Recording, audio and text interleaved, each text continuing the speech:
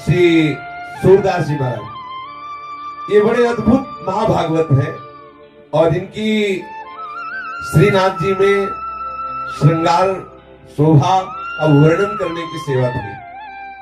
श्री सूरदास जी का प्रादुर्भाव विक्रम संवत 1535 वैशाख शुक्ला मंगलवार को दिल्ली के समीप सिही ग्राम में हुआ था। सिही ग्राम जहां जन्मेजय जी ने सर्पेष्टि यज्ञ की थी, उस स्थान का नाम सिही ग्राम। वहीं श्री सूरदास जी का प्रादुर्भाव, जैसे प्रभु पधारे वैसे उनके सखा भी पधारे। प्रभु श्रीनाथ जी के ये सब निजी परिकर हैं, अष्ट सखा के स्वरूप में ये महापुरुष जन जो थे वो पधारे। श्री सूरदास जी अकिंचन सारस्वत ब्राह्मण कुल में जन्म लिए, बहुत ही गरीब ब्राह्मण कुल। कोई कोई जो ये कहते हैं कि रुणकता नामक ग्राम में सूरदास जी का जन्म हुआ, वो ठीक बात नहीं है। सूरदास जी रुणकता ग्राम के पास गौ घाट पर बाद में लौट, जब वहां से आए तो यहाँ कुछ दिन रहे, तो जो लोग नहीं जानते वो ये कह देते हैं कि सूरदास जी का जन्म रुणकता ग्राम में हुआ। ऐसा नहीं था। और सूरदास जी जन्म से अंधे थे, अंधे ही जन्मे थे। पिता माता, जब कोई बालक होता है तो हर्ष होता है, लेकिन जब ये प्रकट हुई तो उदासी हुई। जब देखा बालक के नेत्र नहीं तो किसी को हर्ष नहीं हुआ। देखो, संसार का बड़ा विचित्र स्वरूप है। जन्मांध बालक को देखकर सब उदासीन रहने लगे, कोई प्यार न करता सूरदास जी से। माता पिता परिवार का कोई नहीं, जहां पढ़े पढ़े, कभी माता को मन आया तो भले गोद में ले ले, कोई प्यार नहीं करता। श्री सूरदास जी को जब शुद्ध आई तो देखते थे कि कोई उनके समीप नहीं बैठता, तो देखते थे, क्या देखते थे, अंतर की वृत्ति से अनुभव करते कि ना माता दुलार करती, ना पिता, ना कोई भी ग्राम का, ना कोई परिवार का। भगवत प्रेरणा से बाल्यावस्था में ही इनके हृदय में दिव्य ज्ञान था। उसी समय छोटी अवस्था में ही उन्होंने एक पद गाया, स्वार्थ मीत सकल जग माही, स्वार्थ मीत सकल जग माही। ये संसार का स्वरूप है। सच्ची मान लीजिए, सच्ची मान लीजिए, आप इनके काम लायक हैं इसलिए प्यार कर रहे हैं, नहीं कोई प्यार नहीं कर रहा, मान लीजिए। बोले क्यों बार बार कहते हो मान लीजिए? नहीं, बाद में पछताना पड़ेगा। अंत ही तो ही तजेंगे पामर, तू न तजय वही ते मन पछतई है और शर्मी। इतना पिता स्वार्थी कि कभी गोद में नहीं लिया सूरदास जी को, कभी दुलार नहीं किया, कभी माता ने प्यार नहीं किया, कभी कोई पास नहीं बैठता। अब आप विचार कीजिए, सब उपेक्षा। अच्छा, इस उपेक्षा का लाभ हुआ सूरदास जी को। हर समय बस एक बात हुई कि मुझ अंधे का तो एक ही सहारा है, श्री कृष्ण, श्री कृष्ण, श्री कृष्ण, श्री कृष्ण। यह है कृपा। हम तो चाहते हैं सबके ऊपर ऐसी कृपा हो सबके ऊपर ऐसी। अरे वो आंख से अंधे थे, अब तो दिमाग से अंधे हैं। जो हमें प्यार नहीं कर रहे हम उनको भी कहते हैं कि हमें प्यार कर रहे हो, अपना जीवन हम व्यर्थ में नष्ट कर रहे हैं। अब उनके हृदय में बार बार निकलने लगा, हा कृष्ण, हा कृष्ण। ये बहुत कृपा है। भगवान ऐसी कृपा करे, सब जगह से ठोकर मिले, तुम्हें सब जगह अपमान मिले, सब तुम्हें छोड़ दे, फिर सबका मालिका के हाथ मिला ले। सच्ची बात है। सुनेरी मैंने निर्बल के बलराम, जिसका कोई नहीं होता मेरा ठाकुर उसको दुलार करता है। सूरदास जी का जो प्रथम चरण जीवन का बाल्यावस्था बड़ा दुखद, कोई प्यार नहीं करता। कभी याद आ गई तो माँ उपेक्षा पूर्वक रोटी दे देती, नहीं सभी मनाते थे मर जाए तो अच्छा है। उनको दिखाई तो देता नहीं कहाँ शौच जाना है, क्या करना है। अब आप थोड़ी देर आंख मूंद के ऐसा भाव करें कि जिसकी आंखें ना हो उसको कितना कष्ट होता है। सोचो, आप थोड़ी देर आप भावना करें, आप अपनी आंखें मूंदे, फिर सोचें, चल के देखिए, खाने पीने की, उठने बैठ, आप सोचो कितना भयानक। और फिर कोई प्यार ना करे, और कौन प्यार करेगा? सब स्वार्थी। आप देख लीजिए, प्रकट में इस महापुरुष के जीवन में देख लीजिए, सूरदास जी के हृदय में बड़ा एक व्याकुलता जनित दुख उदय हुआ कि कोई मुझे प्यार नहीं कर रहा। उसी समय सूरदास जी ने इस पद की रचना की, सुनेरी मैंने निर्बल के बलराम। आहा, जो हार गया अंदर से उसके लिए सहारा क्या है? हरिनाम। हो जो हरिनाम है, अगर हृदय में चल रहा तो महाबल है। आप निश्चित समझ लो, वो हरि को भी अधीन करने की सामर्थ्य रख लेता है। औरों की तो बात जाने दो। सुमीर पवन सुत पावन नामो, अपने बस कर राखे रामो। श्री सूरदास जी की 6 वर्ष की अवस्था है। एक दिन इनके पिता को किसी धनवान यजमान ने अपने यहाँ बुलाया पांडित्य कर्म के लिए। सारस्वत ब्राह्मण थे, कुछ उपरोहित कर्म किया तो उसने 2 मोहरें दी। बड़े प्रसन्न हुए, आए और समस्त परिवार से कहा कि भाई आज तो हमारे भाग्य खुल गए। सूरदास जी के पिताजी ने आज जजमान ने 2 मोहरें दी है और अब महीनों के लिए खूब खाने पीने के लिए हो गया। 2 मोहरें मिली हैं। बहुत सुंदर कपड़े में उसे लपेट करके ताक में रख दिया। अब संयोग की बात की रात में चूहा घुस गया और ताक में कपड़े में लपटी जो 2 मोहरें थी वो ले गया और छत में अपने बिल में रख दिया जाके। जब प्रातः कालीन पिताजी सूरदास जी के गए और ताक में देखा तो कपड़ा नहीं, मोहरे नहीं, बड़े दुखी हुए। अब तो छाती पीट पीट के रोना शुरू कर दिया। अब सूरदास जी ये सुन रहे हैं। सूरदास जी ने पिता को समझा, क्यों विलाप कर रहे हो? कृष्ण नाम से बढ़कर कोई मोहरे होती है क्या? अब तो सब का सब रोज सूरदास जी के ऊपर उतर गया। उनकी माता, उनके पिता कही, तू अभागा, जब से जन्मा तब से हमारे घर में विपत्ति ही विपत्ति है। ना तू भागता है ना तू मरता है, ऊपर से हमें समझा रहा है। सब सूरदास जी को पूछने लगे, बरस पड़े सूरदास जी के ऊपर। अरे अभागे, तू जिस दिन से जन्म लिया हमारा चैन खो गया, दुख ही दुख। सूरदास जी चुप हो गए। अंदर ही अंदर कृष्ण नाम रटने लगे कि प्रभु आपकी बड़ी विचित्र लीला है। सूरदास जी जब देखा कि सब गाली वाली दे के शांत हुए तो बोले, देखो आप इतना मोहरों से प्रेम करते हो, अगर मैं आपकी मोहरे बता दूं कहां है तो बोले तुमने चुराई? बोले नहीं नहीं चुराई नहीं, लेकिन मुझे पता है। तो बोले जब चुराई नहीं तो तुझे पता कैसे? बोले मुझे दिखा रहे हैं। बोले तेरे नेत्र नहीं है। बोले जो मेरे नेत्र नहीं है उन नेत्रों से उन्हें दिखाई दे रहे, मेरे जो नेत्र है वो तुम्हारे नहीं है। मैं उन नेत्रों से देख के बता रहा हूं, पर एक शर्त है, हम आपकी मोहरे बता देंगे जहां छुपी हुई है, पर फिर हम घर से निकलेंगे तो आप हमें रोकोगे नहीं। वो ऐसे ही उनसे प्यार नहीं कर रहे थे कोई। अरे बोले भैया तुम मोहरे बताओ, अभी जा, बता कहां रखी है। श्री सूरदास जी ने कहा ऊपर छत में जाइए, चूहे का बिल है, बिल के अंदर जाकर के उसे थोड़ा खोदिए। चूहा ले गया और वही है। पिताजी और परिवार के लोग भाग के गए। जब वहां गए तो ठीक जैसा सूरदास जी ने कहा था वैसे ही वो मोहरे मिल गए। अब लौट के आए। सूरदास जी ने कहा अच्छा तो अब हम चले। तो उनको लगा बेटे में चमत्कार है। तब उन्होंने कहा कि भाई अब तुम हमें छोड़ के कैसे जा? अभी कह रहे थे मर क्यों ले जाता, भागे। 2 मोहरे मिल गई तो अब गले लगा के, रे भाई तुम कैसे हमें छोड़ के जाओगे, हम तुम्हारे बिना कैसे रहे? सूरदास जी अंदर ही अंदर मुस्कुराए, अरे स्वार्थी संसार। तो वो कहा नहीं नहीं पिताजी अब आज्ञा कीजिए, अब हम तो जा रहे हैं। श्री सूरदास जी घर से राह में उनको छोड़ दिया गया। धीरे धीरे चल रहे हैं, 4 कोस पैदल चले।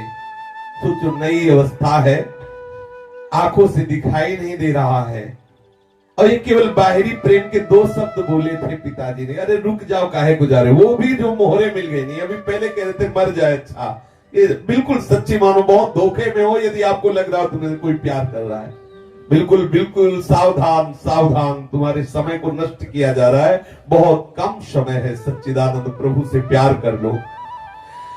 गांव के बाहर 4 कोस चलने के बाद एक तालाब और उसी के समीप एक पीपल का वृक्ष था, वहीं जाके बैठ गए सूरदास जी। सायंकाल के समय उसी गांव का एक ब्राह्मण जमींदार गायों को खोजता हुआ जा रहा था। देखा कि कोई पीपल की जड़ के समीप बैठा है। आए तो उनका भाई तुम कैसे बैठे हो? तो बोले तुम कैसे यहाँ आए हो? तो उनका हम तो अपनी गाय ढूंढने आए हैं और बहुत खोजा लेकिन गाय नहीं मिल रही, अगर कोई बता दे तो मैं उनमें से 2 गाय भेंट कर दूंगा। सूरदास जी ने कहा मुझे भेंट की तो जरूरत नहीं, लेकिन मुझे यहीं से दिखाई दे रही तुम्हारी गाय कहाँ है। उनके अंतर के नेत्र देखो, अंदर से जब भजन होता है तो दिव्यता आ जाती है। ये तो खैर महापुरुष जन ही है, वैसे भी अंदर से जब भजन होता है तो सब भागवतिक, जैसे प्रभु के लिए भूत भविष्य वर्तमान का भेद नहीं, हम जीव के लिए है। जैसे अपने हाथ पे आंवला रख दिया जाए तो चारों तरफ से हम देख सकते हैं, ऐसे भूत भविष्य वर्तमान को ऐसे देख सकता है जैसे आंवले को देख सकता है। जो भगवदाकार वृत्ति को प्राप्त महापुरुष है, पीछे क्या हुआ, अभी क्या है, आगे क्या होगा, ऐसे दिखाई देता है चारों तरफ से, जैसे हम आंवले को देख सकते हैं ऐसे। सूरदास जी ने कहा मुझे तुम्हारी 2 गाय भेंट तो नहीं चाहिए, पर मैं बता सकता हूं कि तुम्हारी गाय कहाँ है। यहां से 1 कोस दूर जाओ और वहां जमींदार की, जो जमींदार है उसकी घुड़शाला है, घुड़शाले में तुम्हारी सुंदर गायों को बांध लिया गया है, जाओ। अब बता दिया, वो गया, जमींदार को पता पूछा, उसके घुड़साल में गया तो वहां देखा उसकी गाय बंधी थी, बड़ा प्रसन्न हुआ, अपनी गायें वो खुलवा के लाया। अब उसने कहा श्री सूरदास जी से कि आप 2 गायें ले लो। सूरदास जी ने कहा कि मुझे गाय नहीं चाहिए, मैं तो ठाकुर जी के चरण आश्रित हूं। ब्राह्मण बहुत प्रभावित हुआ कि इतनी छोटी अवस्था, इतना उच्च कोटि का प्रभाव। उसने कहा तो फिर मुझे एक आदेश करो, तुम ऐसे पीपल के नीचे बैठे हो, मैं यहाँ एक झोपड़ी बनवा दूं। सूरदास जी ने कहा ठीक है, ये कर सकते हो। तो सुंदर एक झोपड़ी बनवा दी और खाने पीने की व्यवस्था कर दी, और 1-2 आदमियों से कहा कि इनकी देख रेख करते रहना, कोई इनको सतावे ना, क्योंकि इनको दिखता नहीं है। सूरदास जी के बहुत दिव्य सगुण, बहुत सुंदर गुण, क्योंकि जो भजन करता है उसमें दैवी संप्रदा का जागरण हो जाता है। ख्याति बढ़ने लगी, वहां बहुत से लोग आने लगे और शिष्य बनने लगे श्री सूरदास जी के। अब सूरदास जी सबको उपदेश करते, लेकिन सम्मान अंदर से स्वीकार नहीं करते। बहुत लोग मान करने लगे। 12 वर्ष तक उस पीपल की जड़ के नीचे सूरदास जी रहे, उस झोपड़ी के नीचे। एक दिन रात्रि में सहसा सूरदास जी के मन में विचार आया था कि आए थे हरिभजनन को औटेला के पास, यहाँ तो बहुत लोग शिष्य बन गए, बहुत भीड़ हो गई, हमारा एकांत भंग हो रहा है, अब मुझे हटना चाहिए यहाँ से। हमारी मूढ़ता देखो, मैं इसमें सुख मान रहा हूं, मैं अपने लक्ष्य को भूल गया, सब कुछ त्याग करके एक वस्त्र शरीर में धारण करके वहां से चल पड़े। बिना विश्राम किए पूछते हुए फिर विश्राम घाट में आए, मथुरा में विश्राम घाट में, और यहाँ कुछ दिन घाट में रुके रहे। फिर यहाँ से रुनकता ग्राम के निकट यमुना घाट पर पहुंचे, जिसे गौ घाट कहते, वहां रहने लगे। सूरदास जी का बड़ा ही सुंदर गला था, गान करने में बहुत ही सुंदर स्वर था, और विचार शक्ति बहुत तीव्र थी, भगवत भक्ति महान। इन सब सद्गुणों से गौ घाट में भी भीड़ लगने लगी। गौ घाट में भी ब्रजवासी जन और बाहर के लोग आकर के इनके सामने बैठते, भगवत चर्चा करते। बहुत तो शिष्य हो गए। ये जन समाज में स्वामी जी के नाम से जाने लगे, स्वामी सूरदास जी। जिन दिनों श्री सूर स्वामी गौ घाट पर अपना निवास बनाए हुए थे, उसी काल में श्रीमद वल्लभाचार्य जी महाप्रभु भक्ति मार्ग की अद्भुत प्रकाश को फैला रहे थे। दक्षिण के शास्त्रार्थ में विजय के कारण सभी उनके लोहा मानते थे। संवत 1567 में श्री वल्लभाचार्य जी जब अपने बहुत से सेवकों को साथ लिए हुए प्रयाग के पास एक स्थान है, वहां से ब्रज आ रहे थे, तब श्री महाप्रभु का गौ घाट में पड़ाव पड़ा। सब लोग श्री यमुना स्नान करके नित्य कृत्य से निवृत्त होकर के रसोई बनाने में लगे। एक सेवक ने सूरदास जी को वृत्तांत सुनाया कि कोई बहुत बड़े महापुरुष पधारे हुए हैं गौ घाट में ही, शायद उनका नाम श्रीमद वल्लभाचार्य जी है, ऐसा बताया। सूरदास जी बोले, मेरे हृदय में कुछ हो रहा है, ऐसा लग रहा है कि मैं जिनकी खोज कर रहा था वो आ गए, मुझे उनसे मिलाया जाए। सुखपूर्वक जब विराजमान हो आचार्य चरण, तो मुझे बताया जाए, सावकाश मिलने पर मैं उनके सामने जाकर के प्रणाम करना चाहता हूं। एक सेवक ने ऐसा ही किया। जब देखा कि आचार्य चरण आराम से विराजमान है, सूरदास जी से कहा कि अब बहुत बढ़िया अवसर है, शीघ्र चलिए। सूरदास जी सेवक के साथ गए। श्री आचार्य चरण आसन पर विराजमान थे। सूरदास जी ने अपने हाथ उठाए ऊपर और साष्टांग आचार्य चरणों में प्रणाम किया, बैठ गए दैन्यता से। आचार्य चरण ने कहा, मैंने सुना है तुम भगवान का यश गाते हो, सुनाओ, कोई पद सुनाओ। तो श्री सूरदास जी ने सुनाया, हरि हो सब पतितन को नायक, हरि हो सब पतितन को नायक। श्री सूरदास जी महाराज जी ने आचार्य चरण को एक पद सुना। आचार्य चरण कुछ नहीं बोले, तो सूरदास जी को लगा कि अब दूसरा पद सुनाए, क्योंकि जब तक जैसे महापुरुष बोले कि सुनाइए, तो जब तक वो ये ना कहने कि रुक जाइए तब तक सुनाते ही रहिए, अपनी तरफ से नहीं। ये गुरुजनों का जो सेवन का स्वरूप है कि अगर उनका सुनाओ तो जब तक या तो वो ग्रंथ खत्म हो जाए तो फिर हम इंतजार करेंगे कि वो आदेश क्या कर रहे, नहीं तो हम सुना ही रहे जब तक वो रोक न दे। अगला पद सुनाना प्रारंभ किया सूरदास जी ने, प्रभु हो सब पतितन कोटि को, प्रभु हो सब पतितन कोटि को।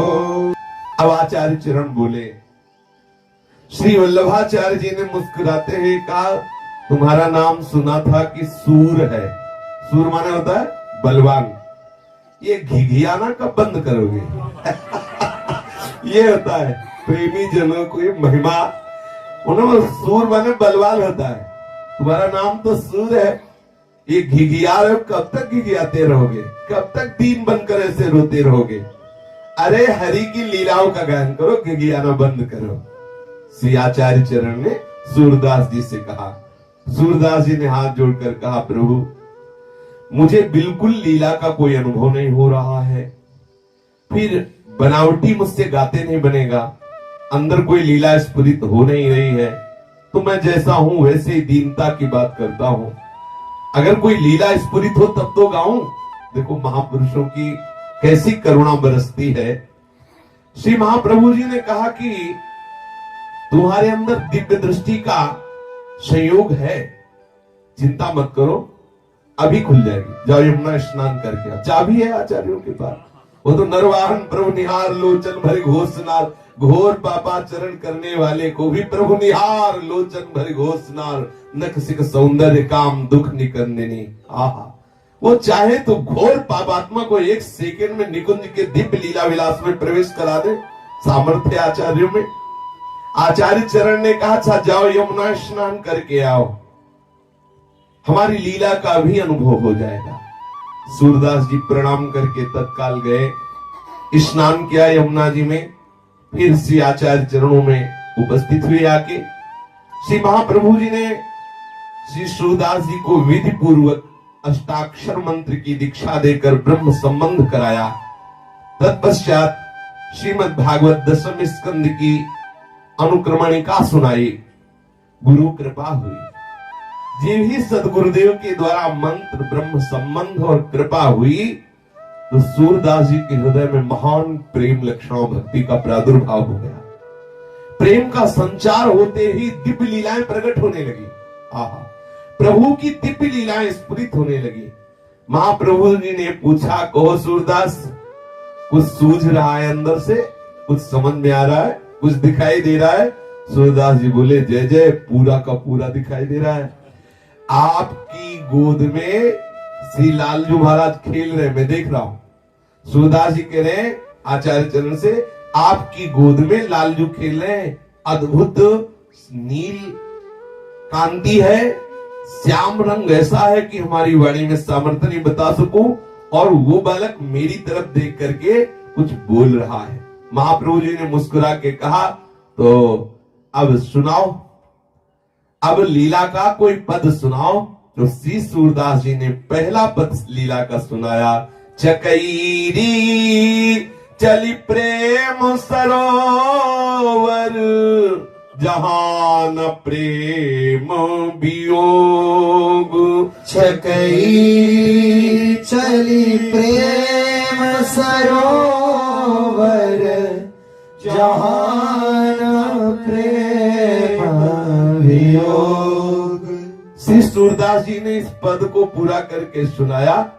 फिर आनंद मगन होकर ब्रज भयो महर के पूत, जब यह बात भयो महर के पूत, जब यह बात सुनी। ये बधाई का लालजू का प्रादुर्भाव हुआ है, अद्भुत नंदोत्सव मनाया जा रहा है। ये लीला देखी, ये पद गायन करके श्री आचार्य चरण को सुना। महाप्रभु बहुत प्रसन्न है, बोले सूरदास जी अब तुम्हारा लीला में प्रवेश हो गया है, अब तुम्हारे हृदय में दिव्य दिव्य नवीन लीलाएं श्री लालजू की प्रकट होती रहेंगी। आचार्य प्रभु ने इन्हें 3 दिवस गौ घाट में रुक करके सुबोधनी, पुरुषोत्तम सहस्त्र नाम ये सब श्रवण कराया, जिससे इन्हें संपूर्ण भागवतों के रहस्य का परिज्ञान हो गया। सूर सागर में श्री सूरदास जी ने भागवत के 12 स्कंधों का तात्पर्य और भी अन्य प्रसंगों का वर्णन किया। श्रीमद वल्लभाचार्य जी ने श्री सूरदास जी को साथ में ले लिया और फिर गौ घाट से ब्रज को प्रस्थान किया। सर्वप्रथम महाप्रभु जी ने शिव साथ में लाकर सूरदास जी को गोकुल के दर्शन कराए, गोकुल में लाए और कहा सूरदास प्रणाम करो, ये लालजू का गांव है गोकुल। सूरदास जी ने जे ही प्रणाम किया तो दिव्य गोकुल के दर्शन होने लगे। बाहरी नेत्र नहीं है, ये पूर्ण वो जो लालजू का दिव्य गोकुल है, दिव्य गोकुल का दर्शन हुआ। सूरदास जी के रोम रोम खड़े हैं, हृदय आनंद से नाच रहा है कि गुरु कृपा कितनी महा महिमा में होती है, जो अनंत जन्मों के साधनों से बात नहीं बनती, गुरु कृपा से कितने शीघ्र वो दिव्य गोकुल का दर्शन। श्री सूरदास जी गोकुल को बार बार प्रणाम कर रहे हैं, वो दिव्य रूप गोकुल का दर्शन किया।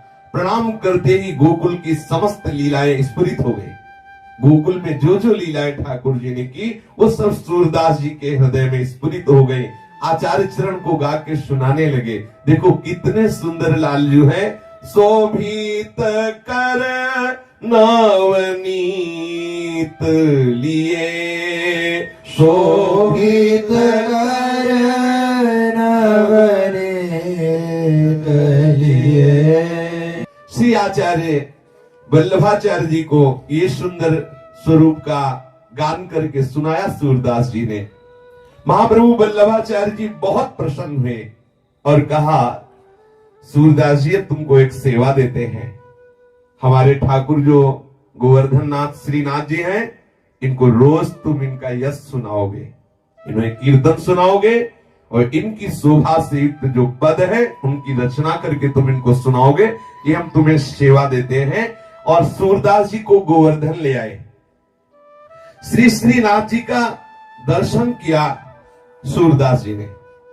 देखो सूरदास हैं और दर्शन कर रहे श्रीनाथ जी का, और ऐसे चतुर दर्शन करने वाले हैं कि छोटे से भी श्रृंगार को नहीं छोड़ते, एक एक श्रृंगार का, एक एक पत्रावली का, एक एक चेष्टा का दर्शन करते हैं।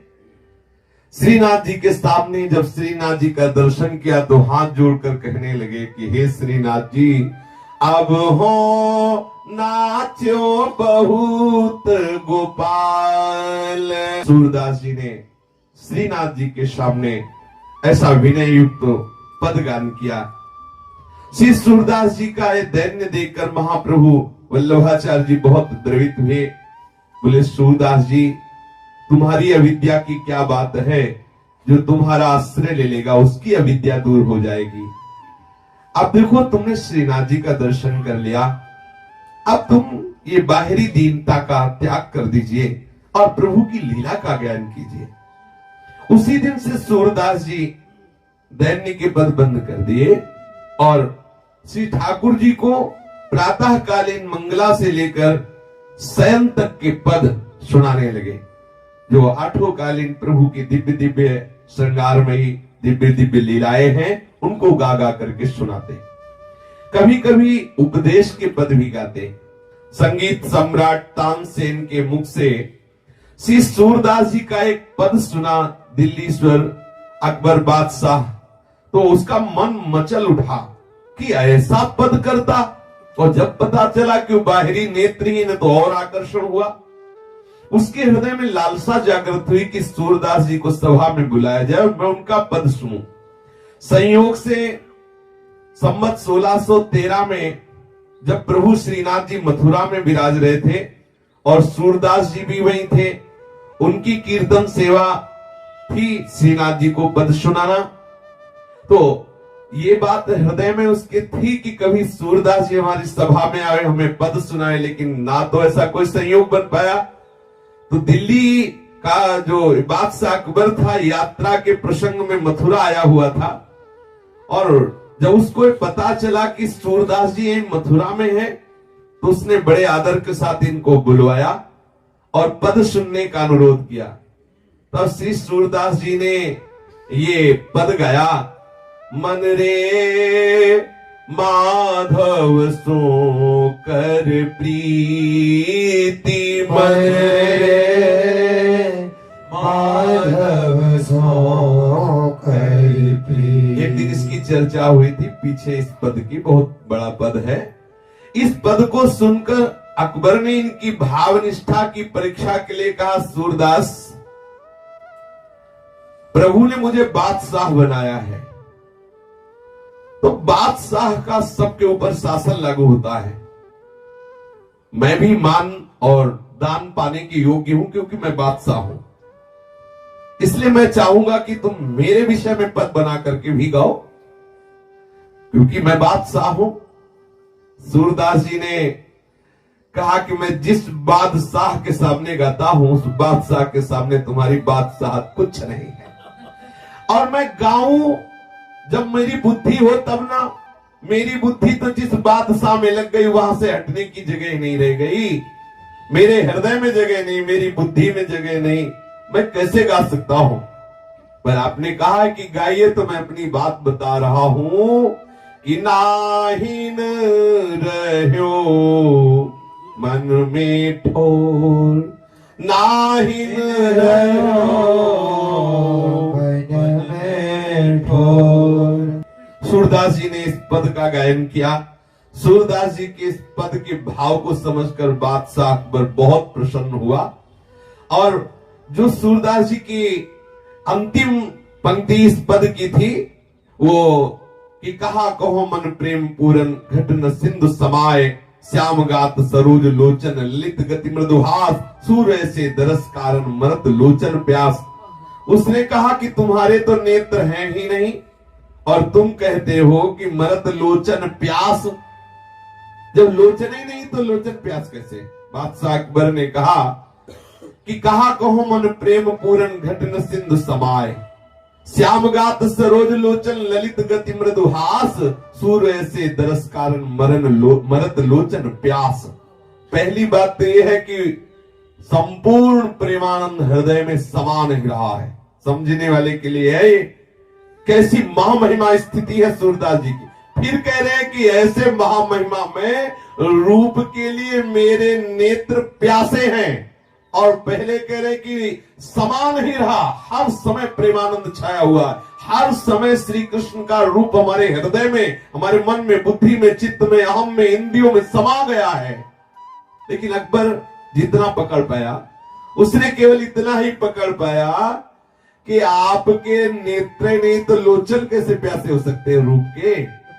ऐसा अकबर ने प्रश्न किया कि मरद लोचन प्यास, जब नेत्र ही नहीं तो ये प्यास कैसी। बादशाह ने सूरदास जी से जब ये जिज्ञासा की, नेत्र तो सबके हैं। सूरदास जी ने कहा नेत्र तो सबके हैं, परंतु जिनसे भगवत दर्शन होते वो नेत्र नहीं है। तुम्हें हमारे वो नेत्र नहीं दिखाई दे रहे जिससे संसार दिखता है, लेकिन जिससे ठाकुर दिखते वो नेत्र हमारे हैं, तुम्हारे नहीं है। बादशाह से कहा कि तुम्हारे जो नेत्र हैं उनसे संसार देखा जाता है, हमारे जो नेत्र हैं उनसे श्याम सुंदर देखे जाते हैं। संसार देखने वाले नेत्रों से मैं अंधा हूं, लेकिन भगवान जिनसे दर्शन देते हैं वो नेत्र हमारे अंदर है। तुम संसार देखने वाले नेत्र वाले, लेकिन जिन नेत्रों से प्रभु के दर्शन होते हैं उससे तुम अंधे हो। असली अंधा तो वही जिसे प्रभु ले दिखाई दे रहे हैं। अब जब तुम्हारे अंदर वो नेत्र ही नहीं तो प्यास कहां? और मेरे अंदर संसार के नेत्र नहीं, इसलिए संसार की प्यास रही, लेकिन ठाकुर के दर्शन के नेत्र हैं, इसलिए वो नेत्र प्यासे दर्शन करते हुए भी। श्री सूरदास जी की बात सुन करके अकबर बहुत प्रसन्न हुआ, बड़ा आनंदित हुआ। अकबर ने सूरदास जी से हाथ जोड़कर कहा, मेरी कुछ भेंट स्वीकार कर लो। मैं कई गांवों की जागीर आपके नाम लिख देता हूं, मैं बहुत सी जमींदारी आपके नाम कर देता हूं। तो श्रीनाथ जी की सेवा में मगन रहने वाले सूरदास जी ने कहा, मुझे जो जागीर मिली तू सोच भी नहीं सकता। अकबर बादशाह से कहा कि तुम्हें लग रहा है कि सूरदास जी के पास ये जागीर नहीं, लेकिन मुझे जो जागीर मिली मुझे तरस आती कि तेरे पास वो जागीर नहीं है। ये है बादशाहों के बादशाह, जिनको प्रभु के चरणारविंद का बल मिल गया है, जिनको प्रभु के नाम का धन मिल गया है, उनके लिए बादशाह बेचारा है, बेचारा। ये वही समझता है जो इस तरह प्रभु के अनुराग रंग में रंगे हुए हैं। नहीं चाहिए मुझे तुम्हारी जमींदारी, नहीं चाहिए जागीर। तुम 2-4 गांव की जागीर दे सकते हो, या हम अनंत ब्रह्मांडों के स्वामी के गुलाम हैं, अनंत ब्रह्मांडों के, जिनके रोमकूप में करोड़ करोड़ ब्रह्मांड वास करते हैं। मैं ऐसे बादशाह का सेवक हूं, तू तो एक मुल्क का बादशाह है, तू क्या दे सकता है? 2-4 गांव? अब सोचिए। श्री सूरदास जी के इस भाव को सुनकर, इस बात को सुनकर के झेप गया अकबर बादशाह, और वो भी भगवत चरणारविंद का स्मरण करने लगा। सूरदास जी श्रीनाथ जी के चरणों का स्मरण करते हुए वापस आ गए। ऐसी महा महिमा में स्थिति देख के जितना गोस्वामी परिकर था आचार्य चरण का, वो सब बहुत प्रभावित है कि सूरदास जी की इतनी प्रवीण बुद्धि है। तत्काल उसी लीला का गायन करने लगते हैं। चमत्कारी महात्मा है। परिवार के जो छोटे छोटे आचार्य परिकर के बच्चे भी थे, उन्होंने कहा कि बहुत चमत्कारी है, जैसा श्रृंगार किया जाता है तत्काल वही गा देते हैं जो ठाकुर का श्रृंगार किया जाता है। हूबहू बिल्कुल, जैसी पोशाक, जैसी किनारी, जैसी पत्रावली, जैसे रंग के पुष्प, और प्रकट में आंख नहीं है, सामने ठाकुर के बैठे और वैसे ही रचना करके पद की गादी। बड़ा आश्चर्य।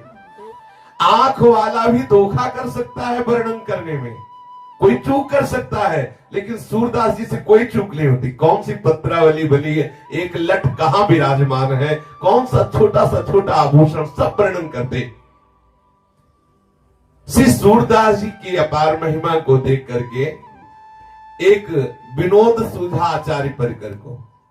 श्री विठल नाथ जी से ये कहा गया कि आज इनको पोशाक ही मत धारण करो ठाकुर को, और फिर लाओ श्री सूरदास जी को। आज देखते हैं क्यों कैसे वर्णन करते हैं। तो यद्यपि ये विनोद से ही है, क्योंकि सब परिकर जानते हैं कि ठाकुर जी का जो निरंतर चिंतन करते रहते हैं, उनके बाह्य नेत्र भले ना हो, लेकिन आंतरिक नेत्र निश्चित खुल जाते हैं, और उन्हीं नेत्रों से दर्शन होते हैं। निकसी कुंज ठाढ़े भये भुजा परस्पर अंश, श्री राधा वल्लभ मुख कमल निरखे नयन हरिवंश। तो गोसाई जी ने कहा कि पहले जो अभी श्रृंगार है, इस श्रृंगार रूप में लाते हैं सूरदास जी को, और फिर तत्काल वो श्रृंगार उतार देते हैं, सूरदास जी को दूर बैठाते हैं और बिल्कुल श्रृंगार रहे, कोई वस्त्र नहीं, कोई पोशाक, फिर लाते हैं, फिर देखते हैं, क्योंकि पहले अभी श्रृंगार किया गया, पूर्ण श्रृंगारी, वो आके बैठे। अब वो क्या वर्णन करते हैं, और थोड़ी ही देर में वो जहां जाए तो पूरा श्रृंगार उतारा जाए, और फिर ठाकुर जी को ऐसे साफ, फिर अगर वो वर्णन करते तो देखो ये विनोद सुहाई दिया। श्री सूरदास जी को सामने लाए, सूरदास जी देख रहे हैं, कह रहे हैं अभी पोशाक धारण की बिल्कुल श्रृंगारित है। कहा लो बरनो सुंदरताई, कहा लो बरनो सुंदरताई। सूरदास जी ने जब इस शोभा का ऐसा वर्णन किया तो श्री गोसाई जी महाराज के परिकर ने परीक्षा के लिए श्री ठाकुर जी महाराज की सब पोशाक उतार ली, केवल थोड़ी सी मोतियों का श्रृंगार, केवल मोती शरीर में धारण कराए और कहा कि सूरदास जी बहुत सुंदर हमने ठाकुर जी का श्रृंगार किया है, अब आप गा के बताइए कि हमारे ठाकुर जी कौन कौन सा पोशाक धारण किए हुए हैं, कौन कौन से आभूषण हैं, क्या श्रृंगार धारण किए हुए हैं, आप बताइए। श्री सूरदास जी प्रारंभ हो गए। देखे री हरि नंगम नंगा, देखे री हरि नंगम नंगा। हे सखी, आज मैंने देखा श्री हरि नंगम नंगा है, कोई पोशाक नहीं धारण किए। आश्चर्य हुआ, सब गोस्वामी परिकर को बड़ा आश्चर्य हुआ, कैसी दिव्य दृष्टि है। श्री ठाकुर जी महाराज को जैसे ही पट खोला वैसे ही वर्णन कर रहे। आज एक भी अन्य आभूषण नहीं है, एक भी पोशाक नहीं है, केवल थोड़ा मोतियों का श्रृंगार है। श्री सूरदास जी महाराज ऐसी महामहिमामयी स्थिति में हैं, फिर भी अचानक उनका एक कुएं में गिरना होता है पूर्व प्रसंग में, और वो 7 दिन 7 रात उस कुएं में पड़े रहते हैं। जब देखा निकालने वाला कोई नहीं आ रहा तो ठाकुर जी से बहुत लड़े अंदर ही अंदर, या तुमसे कहे तभी तुम निकालने आओगे। 7 दिन हो गए, 7 रात हो गए, कोई भोजन नहीं, कोई पानी नहीं, बड़े भक्त वत्सल कहलाते हो। क्या था सुदामा जी के उन चावलों के टुकड़ों में कि बिक गए, हम 7 दिन से कुएं में पड़े। प्रहलाद जी ने क्या आपको ऐसा प्यार दिया कि खंभे से निकल पड़े? मुझे 7 दिन हो गए ठाकुर जी से लड़े, जैसे नरसिंह मेहता जी जब लड़े ठाकुर जी का, तुम्हारी मौसी लगती है, तुम्हारी बुआ लगती है, ऐसे। हाँ, अच्छा, अब किससे लड़े? है कौन? हम रीझेंगे तो इन्हीं से, खींचेंगे तो इन्हीं से। भाई अगर हमारे अंदर गुस्सा आएगी तो किसके ऊपर आएगी? बोले गुस्सा करना प्रभु के ऊपर ठीक नहीं, हम कहते इन्हीं के ऊपर गुस्सा करो, दूसरे से करना ठीक नहीं। दूसरे से करना बिल्कुल ठीक नहीं, उससे अपना परमार्थ बिगड़ जाएगा। और इनसे गुस्सा करने से बहुत लाभ है, कभी हानि नहीं होनी, पक्का समझ लो। और गुस्सा उसी से किया जाता है जिससे अधिक प्रेम होता है। जैसे बच्चा मां से गुस्सा करता है, जा मुझे दूध नहीं पीना, नहीं खाना, तो क्यों? उसके मन की कोई बात नहीं हो रही ना, इसीलिए तो। और वो जानता है कि मेरी मां बहुत करुणामयी है, ऐसा मैं करूंगा तो मान जाएगी। प्रभु वात्सल्य समुद्र है। आए और सूरदास जी को कुएं से निकाला। अब आप देख लो, इनको पसंद है गुस्सा की नहीं। 7 दिन से गुस्सा नहीं किया तो नहीं आए, जब गुस्सा किया तो तत्काल आ गए। बड़े लीला बिहारी है, ये बहुत ऊब जाते हैं। जैसे होता है कि रोज मिठाई खाए थोड़ा खट्टा भी चाहिए, ऐसे ही ऊब जाते। हे नाथ, आप स्वामी, आप सुनो, ये थोड़ा। बोले रुक, गैया अलग कर, अब आज से तू हमारे परिकर में गाय नहीं चराएगा, नहीं खेलेगा। अवकाश पकड़ते हैं, जैसे ग्वालिया वाले कहते, आज के बाद तेरे को देखूंगा नहीं, बोलूंगा नहीं, छूंगा नहीं तुझे। ये है थोड़ा चटपटा, जैसे बहुत मीठा पाए पाए, ये मीठा है विनय आदि। और जब कोई भक्त उनसे रूस जाता है, लेकिन रूस वही जाएगा जिसका पूर्ण आत्मसमर्पण है, उनके सिवा कोई है नहीं। वो रूसने में बहुत प्यार है, उसी प्यार को देखने के लिए ठाकुर जी इंतजार करते, थोड़ा रूसे, फिर वो देखते हो, फिर आ जाते हैं तत्काल। 7 दिन बाद जब श्री सूरदास जी को कुएं से बाहर किया, तो बाहर करके छोड़ के अलग हो गए, तब सूरदास जी को आज खटका पूरे जीवन में कि अगर मेरी बाह्य आंखें होती, अंदर से तो देखता ही हूं इनकी लीला, अगर बाह्य होती तो देखते कैसा रूप रख के आए हैं प्रकट में। लेकिन आज मेरी बाह्य आंखें नहीं है, बाह्य आंखों से अंधा हूं और देख नहीं पाया। अंदर से बहुत एक विशेष प्रकार का विरह प्रकट हुआ। मेरी आंखें होती तो मैं देखता मेरे लालन कौन सा रूप रख के आए और मुझे कुएं से बाहर किया। हमारी श्री जी ने कहा लालजू से कि अब नहीं चलेगा, अब तो तत्काल सूरदास जी को देख लो। अगर किसी पर विशिष्ट कृपा का जब अवसर आता है तो उसमें हमारी लाडली जी होती है। इसलिए हमारे माई श्यामा जी को राज अपने वृंदावन वासी छाती फुला के चलते हैं हमारे माई श्यामा जी को, और ये फूली ही रहेगी। ऐसे काटना शुरू हो जाए ना तो भी ये फूली रहेगी। ये कोई ऐसे नहीं कि मिल रहा है तो फूली, नहीं मिला तो वो गैस निकल गई, ऐसी गैस नहीं है। हाँ, ये मोक्ष मिलने पर भी फूलन नहीं होती। हम जिस फूलन की बात कर रहे हैं ये फूलन मोक्ष मिलने पर भी नहीं होती, ये ठसक मोक्ष में भी नहीं है, ये आनंद, ये सुखानुभूति, ये महामहिमा में गर्व मोक्ष में भी नहीं। हमारे माई श्यामा जी को कैसी लाडली जी हमारी कृपा। लालजू से कहा चलो सूरदास जी के पास चलो और हम दोनों मिलके उनको दर्शन देते हैं। लालजू ने कहा कि नहीं रहने दीजिए। लालजू ने कहा नहीं, तुम श्री जी ने कहा नहीं अभी चलते। गलबैया दिए हुए नजदीक गए।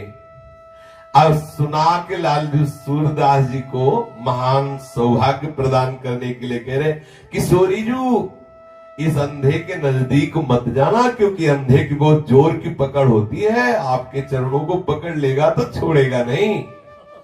मतलब लालजू अपने अमृत में वचन से सूरदास जी को संबोधित कर दिया कि सखा चूकना मत, प्यारी जू पधारी है कृपा करने के लिए। अब प्यारी जू आपके ऊपर महाप्रेम रस की वर्षा करने के लिए पधारी, चरण पकड़ ले। तो लाडली जू ने कहा हम तो जाएंगे नजदीक, बहुत प्यारी है। बोले हम तो जाए। अब सुंदर प्रेमामृत की वर्षा करने वाले नूपुरों को झनकारती हुई करुणामयी किशोरी सूरदास जी के सामने गई। श्री लालजू ने कहा कि प्यारी जू आप तो बिल्कुल सामने पहुंच गई और ये सूरदास पकड़ ही लेगा। संबोधन करेंगे सूरदास जी बिल्कुल सामने आ चुकी, लाडली जू पकड़। अब ऐसे नहीं कह रहे तो ऐसे कह रहे हैं कि प्यारी जू आप तो बिल्कुल सामने नजदीक पहुंच चुकी है, ये सूरदास पकड़ लेगा।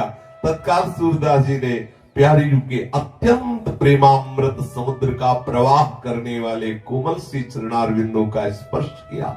सत प्रेम सिंधु मकरंद सौग धारा सारा नजस्मृता सर्वदास्विते। सच्ची मानिए अपार भाग्यशाली महामहिमाशाली वो है जिनको हमारी प्यारी जू के चरणों का आश्रय हो गया। मेरी लाडली जू, मेरी किशोरी जू। सब सत्संग का पूर्ण सार यही है, जिसने इन गोरे चरणारविंदों को अपना जीवन समर्पित कर दिया। सूरदास जी प्यारी जू के चरणों का स्पर्श प्राप्त करते ही विकल हो गए। अब श्री लालजू ने इशारा किया लाडली जू से कि लाडली जू ये तो भाव में डूब रहे, अब अपने श्री चरण आप हटा लीजिए। तो जे भी प्यारी जू ऐसे चरण हटाए तो श्री जी की ही इच्छा से सूरदास जी का हाथ श्री लाडली जू के श्री चरणों के नूपुर में एक पेच पे पड़ा और तत्काल वो पेच ढीला होके खुल गया और नूपुर हाथ में आ गए। श्री लाडली जू के श्री चरण का एक पैंजनी, एक नूपुर श्री सूरदास जी के हाथ में आया। अब श्री जी थोड़ा दूर हुए। श्री जी ने कहा कि सूरदास ये मेरे चरण का नूपुर है, मुझे दे दो। बोले आंखों से अंधा हूं, कैसे जानूं कि आपके ही श्री चरणों का नूपुर है? जब दूसरे श्री चरण में नूपुर देखूं और मिलान करूं कि आपके ही श्री चरणों का है तो मैं अपने हाथ से पहना दूंगा। मैं देखना चाहता हूं कि आपके ही श्री चरणों का है कि नहीं। लाडली लाल की तरफ देखी, लालजू लाडली की तरफ देखे, दोनों के इशारे में बात तय हो गई और लाडली जू ने जे ही श्री सूरदास जी के नेत्रों का स्पर्श किया उनके नेत्र खुल गए। देखा सामने प्रेम समुद्र का सार श्री हमारी लाडली जू। ओहो कैसी अद्भुत सौंदर्यता प्यारी जू की है।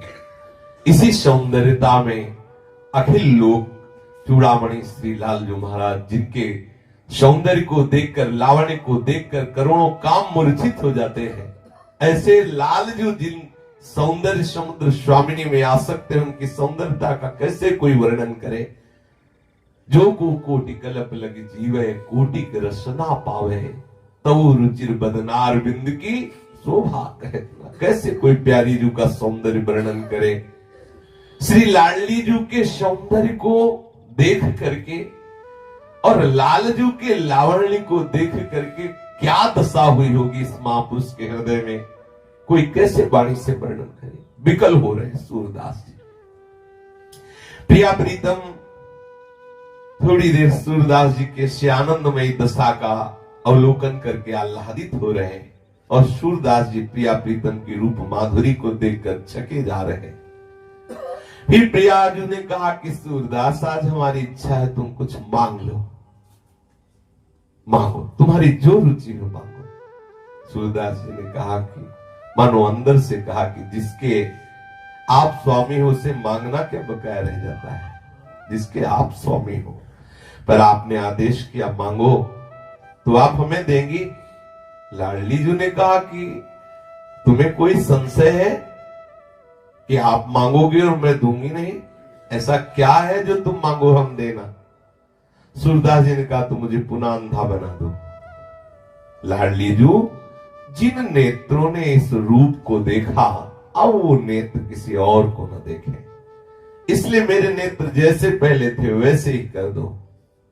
प्रिया प्रीतम विकल हो गए सूरदास जी की भावना को देखकर, इस प्यार को देखकर।